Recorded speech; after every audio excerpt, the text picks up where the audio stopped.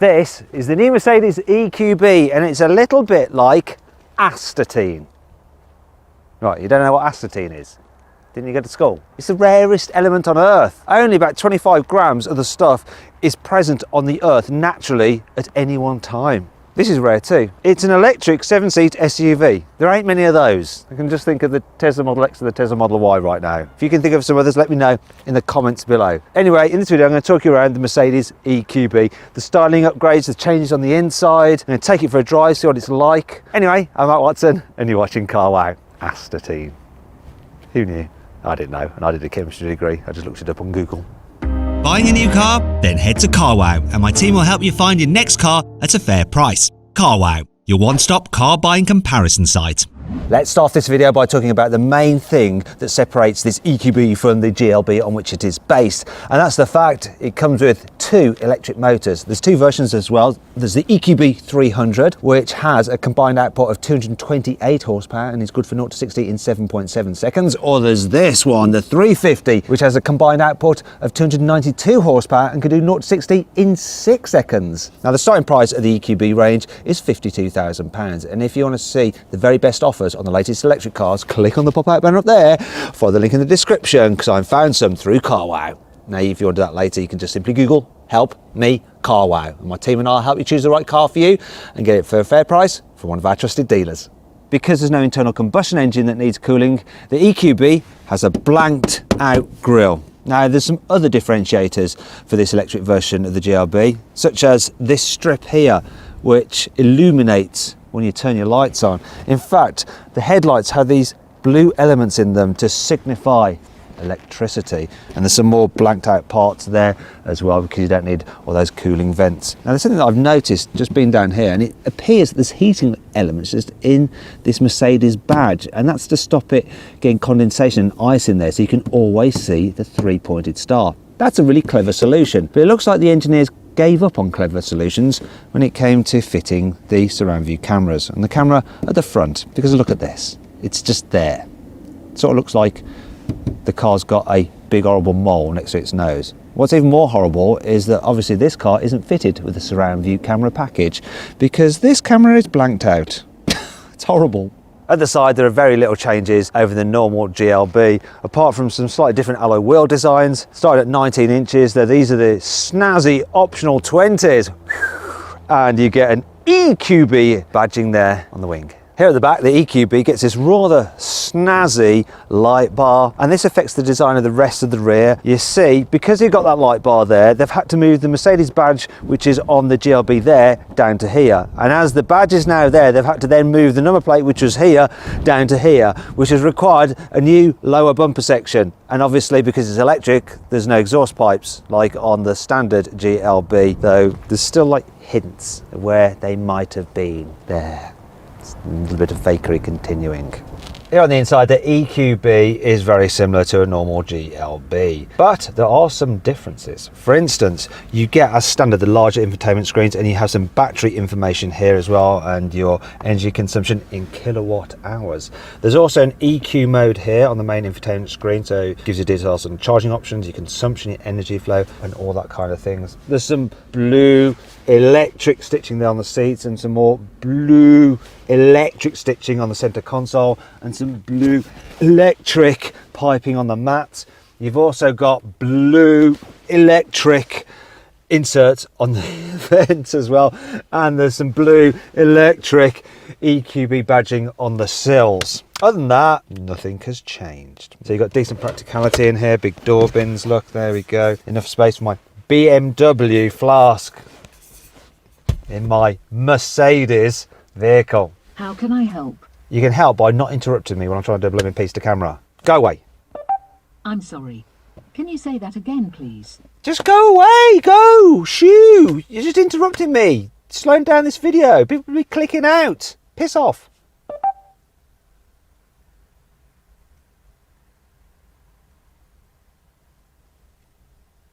I'm sorry, but I can't help you with it right now.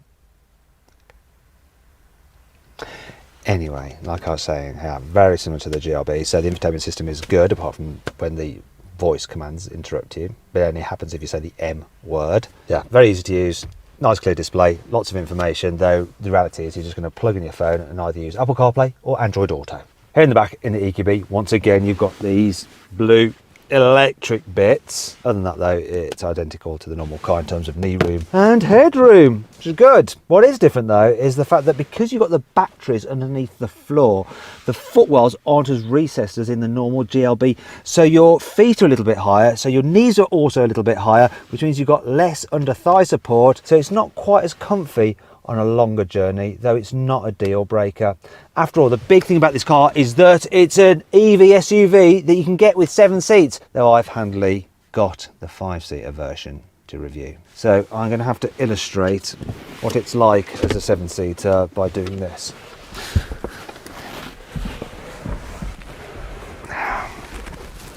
Oh yes, here we are in the back of the EQB. Oh yes, it may be a 7-seater, but it is quite tight back here. If you would like to see a review of another 7-seater EV SUV that is a bit more room in the back, click on the pop-out banner up there or follow the link in the description below.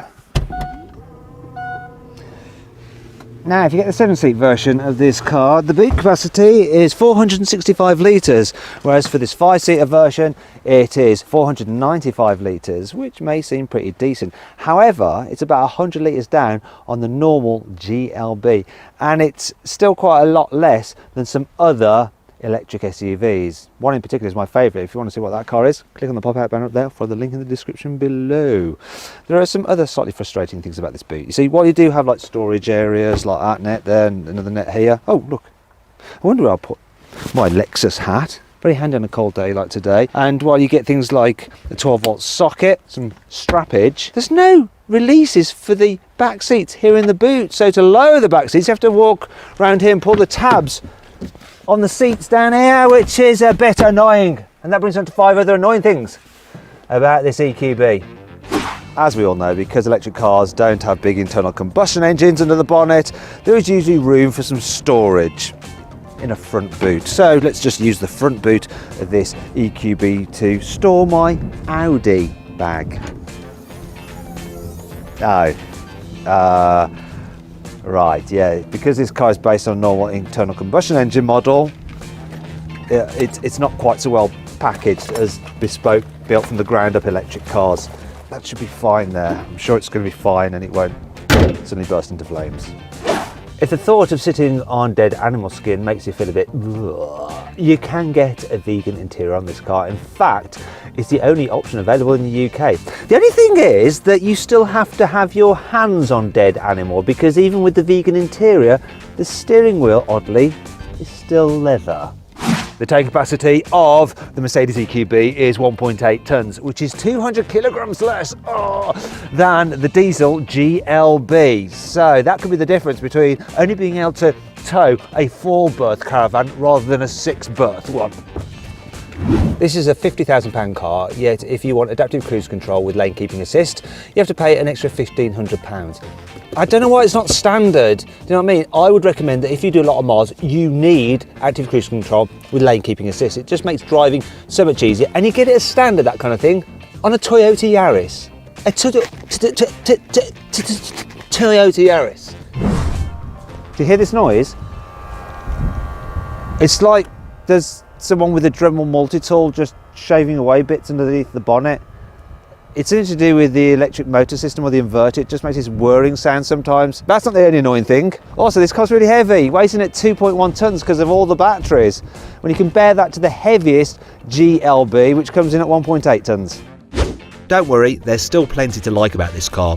Here's the carwow 5 core features. You see these steering wheel mounted paddles here. In a normal internal combustion engine car, they are for changing gears. Not here though, they're for altering the amount of regen you get from the car when you lift off the accelerator. So you can put it into a real severe one-pedal driving experience where it'll basically brake the car when you lift off the accelerator quite abruptly. Or you can just ease it off slightly and actually have it so it'll freewheel, like you just put it in neutral when you lift off and just coasts. That's not the best thing to do though. The best thing to do though is to put it into auto mode, because then the car will actually judge the traffic conditions, the road you're driving on and how you're driving, and it will apply either regen or coasting for maximum battery efficiency. Not that. You can get an app for your phone which allows you to monitor various functions on the car remotely. You can also preheat it, which is ideal on a day like today when it's freezing, so you can get in it and it's actually nice and warm and all defrosted. Now the good thing is that if you are preheating the car when it's plugged in charging, it won't take energy from the battery, it'll take it straight from the grid, so you have 100% battery when you get into the car.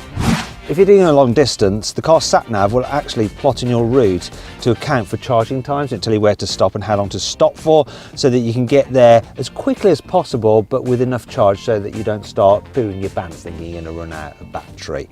Now, operating a route to Edinburgh, and it says I'll get there at about 8:15. However, I did the same thing as if I was driving direct without stopping. You know, if I had a diesel GLB, which could do it on a 4 tank of diesel. Then I get there at just after 5 o'clock. Anyway, shut up.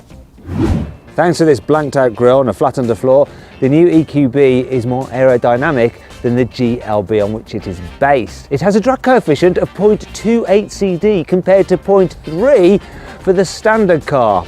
That not only helps improve efficiency, but it might also help reduce the amount of wind whistle you get when you're driving at high speed. You can store, the load cover underneath the false floor. Now there is space under there for your cables. Can you see the cables there? And there's actually no dedicated space for this load cover. Well, you think there's not, look. But if you wedge it in there and put it in there, you can still shut this and it will lock shut, look. So it all works. Bit of a cheat, but it'll do. Let's talk batteries and charging. So the EQB has a 66 kilowatt hour battery pack, which is good for up to 257 miles on a single charge. Now, if you're charging off a 7 kilowatt wall charger, it'll take you 11 hours to go from empty to completely full. Now, it also has DC charging, look, DC charging ports, and you can charge up to 100 kilowatts, which isn't that fast by today's standards. Still, you can go from 10% full to 80% full in just 35 minutes. Anyway, let's drive this thing. Okay, let's try out this EQB. First thing to do, test that electric car performance. Whoop, yep, it picks up good. So good. I shocked the safety systems into thinking I was going to crash into the car in front. I've got it set up with a sporty throttle response, but I've got everything else set to comfort, because if you don't have the sporty throttle response, say if you're in eco or comfort mode, it really dulls the responsiveness of the accelerator pedal, and you don't want that. Everything else though, you need in comfort, including the suspension. Because this is a heavy car, they've had to beef up the springs over the normal GLB. As a result, it feels a little bit firmer, but with the adaptive suspension on this car in the comfort setting, it's actually pretty good over bumps. Now, I was worried about what it would be like, because the EQA, which is the sister car to this, when I drove it, it just seemed a little bit too firm, whereas this one is much better. It is comfortable, and of course you've got a really good raised driving position, so visibility out of here is really nice. Big back window, great view out of that, really big side mirrors as well. It's a nice car, and the electric powertrain does suit it, especially when you're driving around town, because obviously you've got no gears to mess around with. You can put it into maximum regen mode, which I have, so you can do one pedal driving and really just control it on the throttle. It's quite a relaxing driving experience. I actually prefer it overall to the internal combustion engine car. Now, as electric cars go, it's not cutting edge in terms of efficiency and how far you can get out of it from a single charge, but as an overall car, it's really, really nice. And you know what, when you're driving around town, it actually runs in rear drive mode most of the time. It only goes into four-wheel drive and sends power to the front when you really put your foot down.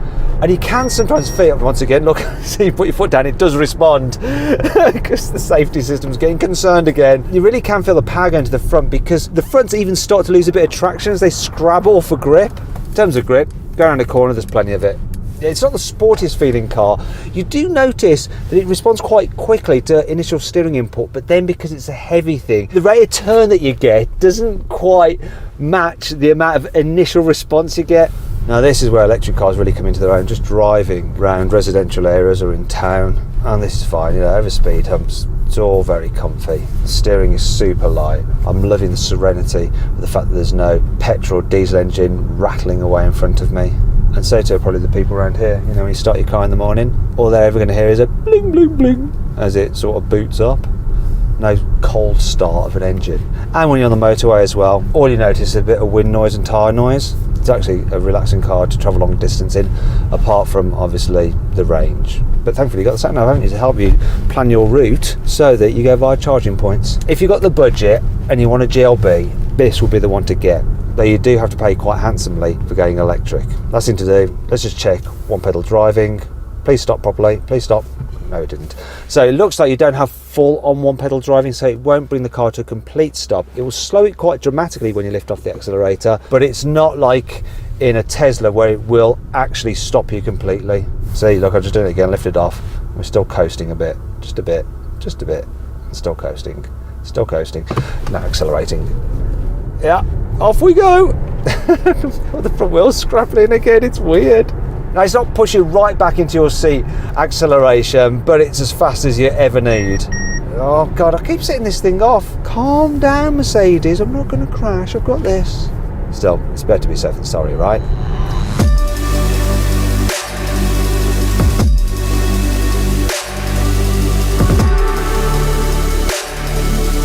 So then what's my final verdict on the Mercedes EQB? Should you avoid it? Should you consider it? Should you shortlist it? Or should you just go right ahead and buy it? Well, I reckon you should shortlist the EQB. I mean, the normal GLB is a really good car, and this is a very nice electric version. And really, if you want a 7-seat SUV, you basically got the choice of this, a Model Y or a Model X. That's it. Anyway, I hope you'll enjoy the video. If you did, give it a like. Let me know some other videos you'd like to see in the comments below. Click on those windows there to watch some more videos. And if you click on that box there, you can actually sell your car through CarWow, and you'll get a great price from our dealers because they'll bid on your car. So go do that. It's free. Check it out.